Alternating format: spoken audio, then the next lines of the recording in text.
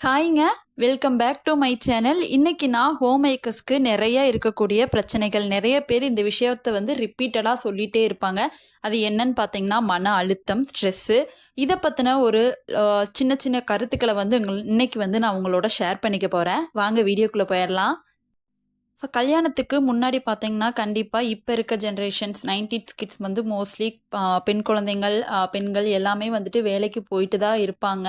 ஏன்னா, நான் வேலைக்கு போயிட்டு தான் இருந்தேன். அத வச்சு தான் நான் சொல்றேன். ஸோ ஆஃப்டர் மேரேஜ் நம்மளுக்கு குழந்தைங்க வந்துரும் அப்படிங்கிற பட்சத்தில நம்மனால வேலையில கான்சன்ட்ரேட் பண்ண முடியாது. ஆனா, பெரும்பாலும் குழந்தையும் பார்த்துட்டு வேலைக்கு போற மக்களும் இருக்காங்க. பட் நான் என்னோட இதில வச்சு சொல்லும்போது, என்னால வேலைக்கு போ முடியல. கல்யாணம் ஆச்சு. அதுக்கப்புறம் தம்பி வந்தான். அவன பார்த்துக்கிறதுக்கே டைம் சரியா இருந்தது. ஹஸ்பண்ட் மோஸ்ட்லி வெளியூரு அப்படிங்கிற பட்சத்தில நம்மள கேர் பண்றதுக்கு, நம்ம குழந்தைங்கள கேர் பண்றதுக்கு ஆள் இருக்காது. அதனால நம்மளே தான் ஃபுல்லா டேக் கேர் பண்ற மாதிரி இருக்கும். குழந்தை பிறந்து ஒரு 1 இயர், ஒரு 6, 7 மாசம் வரைக்கும் நம்ம அம்மா வீட்ல இருந்திருப்போம். அதனால எதுவுமே தெரிஞ்சிருக்காது. ஆனா இப்போ நம்ம தனியா நம்ம ஹஸ்பண்ட் வேலை செய்ற இடத்துக்கு வரும்போது, அங்க தாங்க மன அழுத்தம் ரொம்பவே ஸ்டார்ட் ஆகும். இது எனக்கு நடந்த எக்ஸ்பீரியன்ஸு.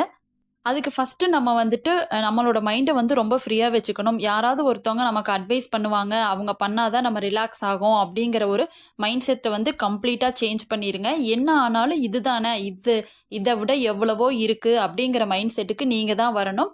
உங்களுக்கு யாருமே ஊக்குவிக்கவெல்லாம் மாட்டாங்க. உங்களை பின்தங்கி உங்களை பின்வாங்கி பேசுறதுக்கு தான் ஆளுங்க ஜாஸ்தியா இருப்பாங்க. அப்படிப்பட்ட உலகத்துல தான் நம்ம இருந்துட்டுருக்கோம். அப்படிங்கிற பட்சத்துல உங்கள நீங்களே தான் செல்ஃப் மோட்டிவ் பண்ணிக்கணும். யாரும் யாருக்காகவும் பேச மாட்டாங்க. ஃபர்ஸ்ட்டு நீங்க ஒரு விஷயத்துல கஷ்டப்படுறீங்க அப்டின்னா, ஃபர்ஸ்ட்டு யோசிங்க. அதுக்கு உங்கள விட உங்களுக்கு கீழ எத்தனையோ பேரு கஷ்டப்பட்டுட்டு இருக்காங்க. அந்த ஒரு மைண்ட் செட்ட நீங்க எப்பவுமே கொண்டு வாங்க. இவங்கள விட நம்ம கொஞ்சம் நல்லா தான் இருக்கோம். நம்மளுக்கு கடவுள் நல்ல வாழ்க்கைய தான் குடுத்துருக்காங்க. நம்மளை விட பின்தங்கி எவ்வளவோ பேர் இருக்காங்க. சின்ன சின்ன பிரச்சனைகள ஃபேஸ் பண்ண கத்துக்கோங்க.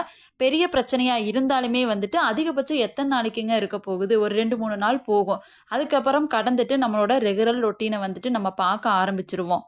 நான் தம்பிய கூட்டிட்டு வந்த புதுசுல நானும் இப்ப நெறைய பேர் சொல்ற மாதிரி தான் நானும் சொல்லிட்டு இருக்கேன். இந்த நீயா நானா ஷோல கூட பார்த்தேன். நானே பார்த்துக்கணும், பார்க்க மாட்டேங்கிறாங்க, மத்த எந்த வேலையும் செய்ய மாட்டேங்கிறாங்க அப்படின்னு நான் பேசிட்டே, சொல்லிக்கிட்டே தான் இருந்தேன். பட் இப்ப கம்ப்ளீட்டா சேஞ்ச் ஆயிட்டேன். அவன நம்ம தான் பார்த்துக்கணும்.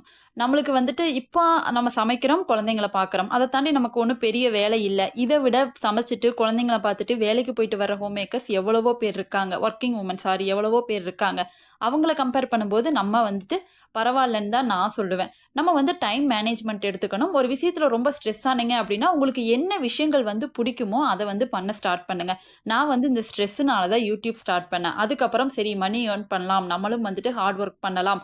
அப்படிங்கிற மைண்ட் செட்டுக்கு நான் வந்தேன். எந்த விஷயத்தால ரொம்ப ஸ்ட்ரெஸ்ஸுக்கு உள்ளாகுறீங்களோ, அத தாண்டி அது உங்களுக்கு பிடிச்ச விஷயங்கள் ஏதாவது இருந்தா செய்யுங்க. அதுவே லைஃப்ப சேஞ்ச் பண்ணி கொண்டு போயிருங்க.